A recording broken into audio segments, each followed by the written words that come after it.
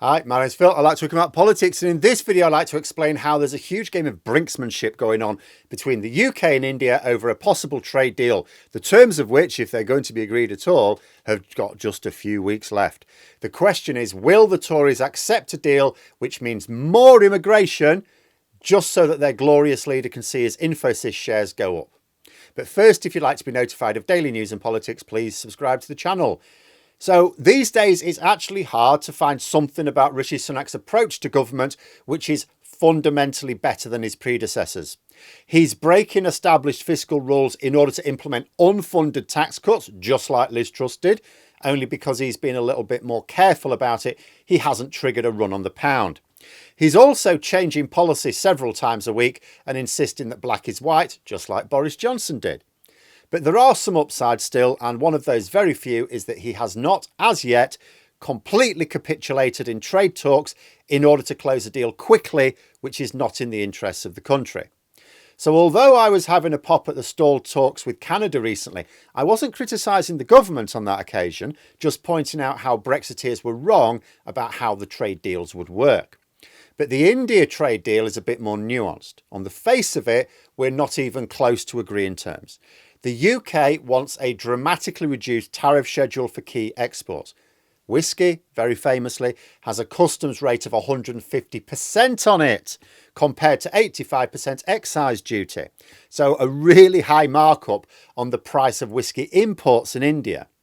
Whiskey exporters in Britain, of course, would like that dropped right down in the trade deal, especially useful as India's actually been buying a lot more whiskey of late. And there are other products as well, of course, for which the import duties are really high. But as with all trade negotiations, if we want India to lower trade barriers into their market for us, we need to offer them something that they want, that they find valuable. And what India wants is easier access to visas in Britain. For example, they want Indians on a student visa to be allowed to remain in the UK and work for 2 years after their studies complete. The aim, of course, would for them to have easier access to a more long-term work visa afterwards if they needed it. Now, tricky for the Tories at the best of times, but after posting record net migration figures last year, the government went into full panic mode and started restricting some very obviously economically beneficial immigration. So against that background, and heading towards an election where it's obvious that Sunak is focusing on the anti-immigration vote, it would seem unwise to agree terms which would result in even the perception of more immigration. And imagine trying to sell the idea of the student visa extension specifically. Consider that the Reform UK type voters that Sunak is focusing on have already seen the propaganda in the media about how foreign students get into British universities on lower offers than British students at times. In reality, this is because we don't fund universities well enough for them to manage financially on a diet of just purely British students. They depend upon foreign students to actually make up the figures. And it's been like that for decades.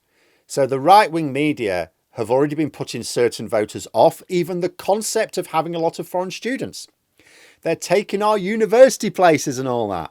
Doesn't matter that it's not true. It's the line being fed to those voters. But at least when those students complete their studies, they have to go home or apply for a different visa using the old points-based immigration system in order to stay here. So a few scraps are thrown to the anti-immigration crowd. But now tell those voters that the government has agreed to let Indian students stay in the country for an extra 2 years without the need to apply for a different visa. I cannot see that one going down at all well.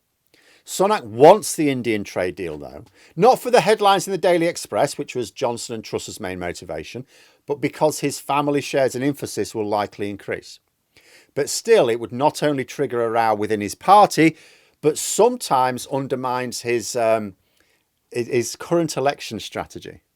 And it's all very squeaky bum time now. What I've described has been the situation ever since trade talks began. Nothing really changed. Nothing is really new.